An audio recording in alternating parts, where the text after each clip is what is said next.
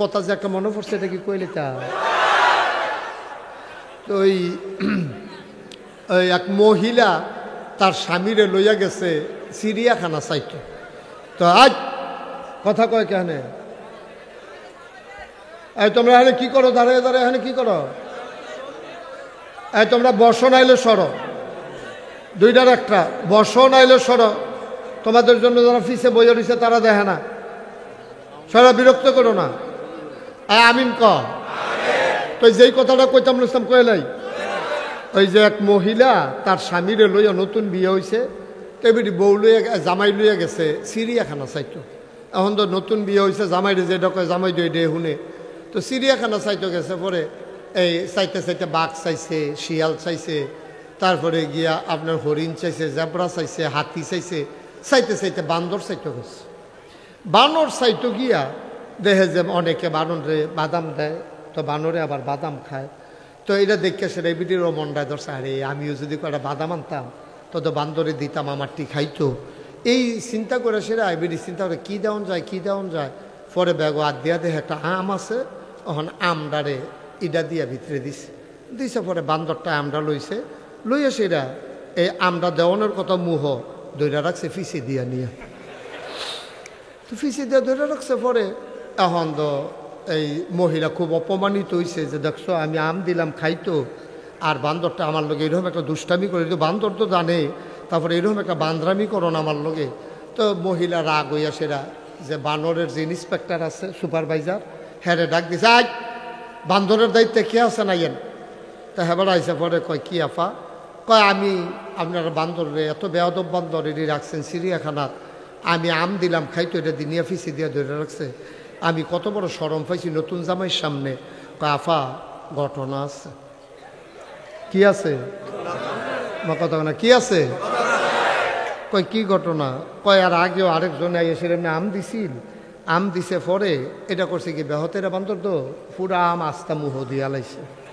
এখন আম মুহ দিছে কোনো মতে যে ভিতরে গেছে বার হয় না, আসতাম না। এটা একটু কাশ্মীর ডাম আসিল, পুরা ফাইকা সারছে না, ফেডো গিয়ে আর হজম হয়েছে না, এটা বার হয় না। প্রস্রাব পায়খানা 3 দিন ধরে বন্ধ। ওখান থেকে এইটার পরে অপারেশন কইরা এই বান্দরের আম পরে বার করছে।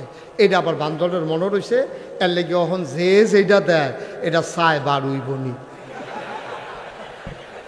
যদি দেখে যে বার হইব তো হইলে মুহ দেয়, না হইলে মুহ দেয় না। এর লেগে ফিসে দিয়া ধরছে, অন্য কিছু মনে করেন না, এটা বান্দরামি না, এটা তার জীবনের শিক্ষা। তাহলে আমার বান্দরে বুঝলো যে যেটা বার হইতো না এটা মুহ দেওয়ান যাইতো না। আপনি এভাবে বারবার সামনে আসবেন না এবং আওয়াজ করবেন না। আপনি এভাবে সামনেও আমার আসবেন না, আর ওইখানে থাকেন। এদিকে আসলে আমার বিরক্ত লাগে। এটা আপনি এই সামনে আসার দরকার নেই। আর একটু পেছনে যান, পেছনে গিয়ে দাঁড়ান। যে যারা সাইডে দাঁড়িয়ে আছেন তারা পেছনে কিছু জায়গা আছে, একটু বসে পড়ুন, মাহফিলের সৌন্দর্য রক্ষা হয়। মাশাআল্লাহ যেই লোক দাঁড়ায় রয়েছে থাক, বইয়েন না, কারণ এত লোক বসার মতো জায়গা আমাদের নাই। সুতরাং কেউ বসবেন দাঁড়াই থাকেন, তাহলে আমরা কালকে বলতে পারবো যেই লোক হইছে জায়গা হইছে না, এটা আমরা বলতে পারবো। সব বইয়া গেলে দাঁড়িয়ে কথা কন যেত না, ঠিক আছে না? হ্যাঁ, তুমি সরো এখান থেকে। তুমি এভাবে বারবার ওদের সামনে দিয়ে এসে দাঁড়িয়েছো কেন? হ্যাঁ সরো, তুমি সরো। এই ছেলে, এই যে এই ছেলেটা সরো। তুমি এইভাবে বারবার সামনে দিয়ে আসতেছো, ওরা দেখতে পাচ্ছে না তোমার জন্য। তুমি সরো, নাইলে ওই দিক দিয়ে গিয়ে বসো। ও ভাই, ছেলে সরে না কেন? হ্যাঁ এই ঠিক আছে, ওনার যে আল্লাহ গিয়ে দরকার লাগে ওনার। তোরা বেটা মুগুর ছাড়া খড়া বস, তোরে যে কইতাছি কথা শুনোস না নাকি? সবার জায়গা ওই যে লোক বৈশা রয়েছে, ওদের জন্য দেখতে পারছে। ওকে ফাইন, ঠিক আছে, আমরা বিরক্ত করব না, কেউ হাঁটাহাঁটি করব না। কিছু সময়ের জন্য আমরা বসে থাকবো ইনশাল্লাহ। মাহফিল থেকে উঠাউঠি এটা আমি পছন্দ করি না। দয়া করে এই কাজটা কেউ করবেন না।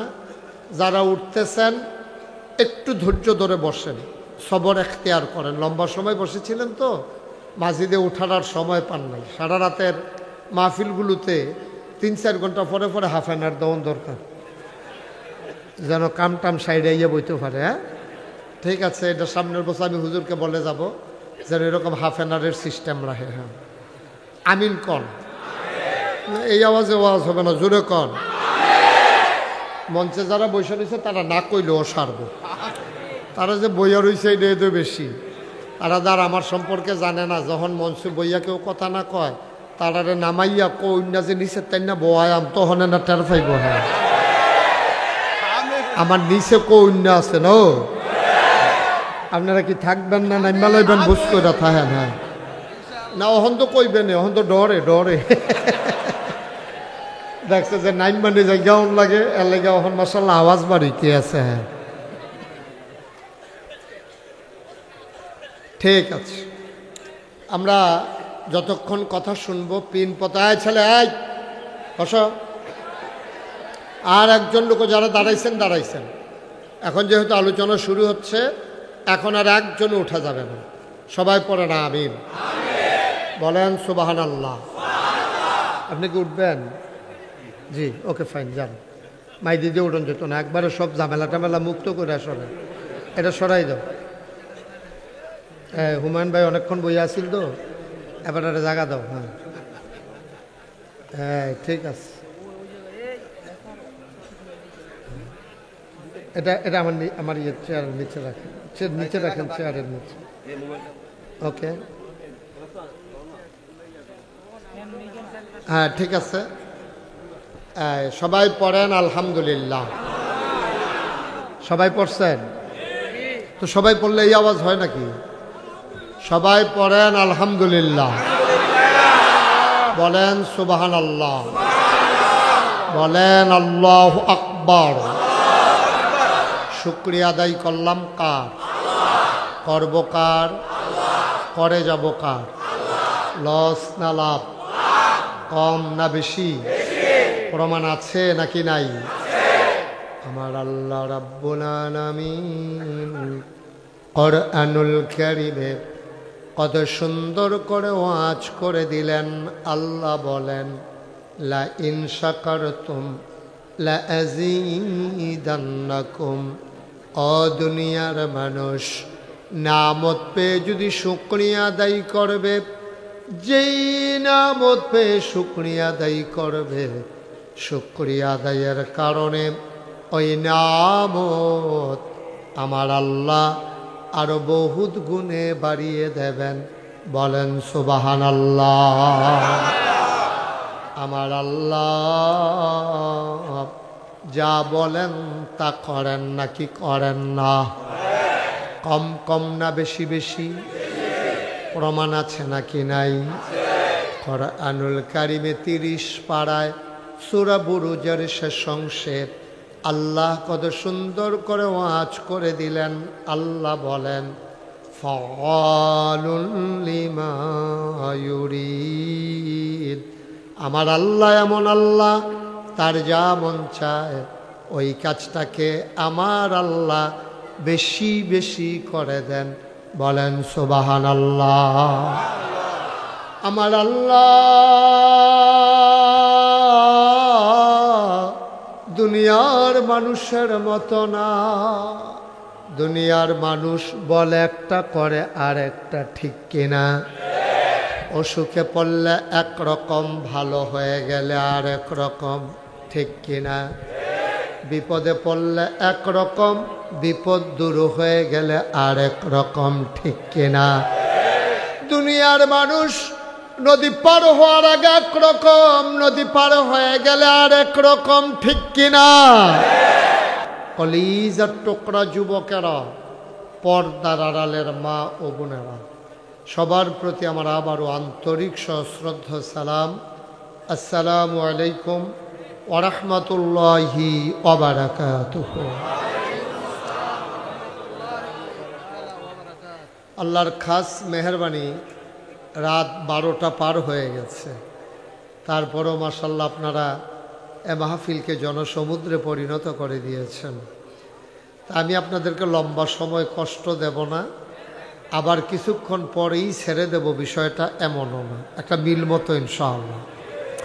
আমি আসার পরে আমরা দেখলাম কয়েকজন লোক এই যে ক্যামেরা নিয়ে অনেক চিৎকার করেছেন। একটু বুঝতে হবে। আমি দেখলাম যেই লোকটা বেশি চিৎকার করেছেন তিনি শিক্ষিত মানুষই আমার কাছে মনে হয়েছে। এখন সোশ্যাল মিডিয়ার সুবাদে এই মাহফিলটা, শুয়ারুলের মাহফিলটা আমেরিকা থেকে মানুষ দেখতেছে, তারপরে আপনার বিভিন্ন জায়গা থেকে বিশ্বের আনাচে কানাচে বাংলাদেশের যারা আছে ওরা কিন্তু এই ইউটিউবের মাধ্যমে, ফেসবুকের মাধ্যমে, সোশ্যাল মিডিয়ার সুবাদে দেখতে পায়। তা আপনারা কয়েকজন লোকের একটু কষ্ট হয়, কষ্ট হলেও এটা মেনে নেওয়া লাগে। আর এখানে তো শুধু আসে না, এখানে কয়টা ক্যামেরা আসছে, আমার প্রতিটা মাহফিলে তো প্রায় 100-র উপরে ক্যামেরা থাকে। তা আপনারা যদি এরকম চিৎকার চেঁচামেচি করেন তো এটা তো একটা ফিল উইয়া ফানা আনা হইল যে আমরা শোনাম আর কেউ এটা শুনতে দিতাম না, এটা করা যাবে না। এটা অনেক সময় ডায়াবেটিসের রুগীর যখন আঙ্গুলও বিষ লাগে তখন জীবন বাঁচাইতে গিয়ে আঙ্গুল কেটে হালাই দেওয়ান লাগে।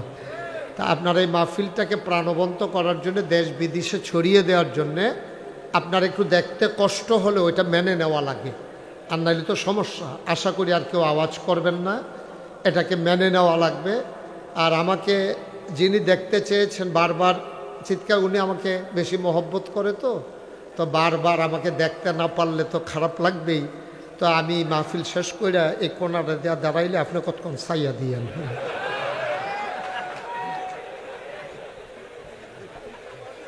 তারপরও আওয়াজের দরকার নেই। হ্যাঁ, আমরা যেহেতু আল্লাহর ওলিদের এই প্রতিষ্ঠিত মাহফিলে এসেছি, আমরা এখানে কেউ হট্টগোল করব না, চিৎকার চেঁচামেচি করব না, মাহফিলের আদব রক্ষা করে আমরা চলবো ইনশাআল্লাহ। যারা মোবাইল ধরে রেখেছেন মোবাইলগুলো বন্ধ করেন, তোমার অনেকবার ডাকা হয়েছে।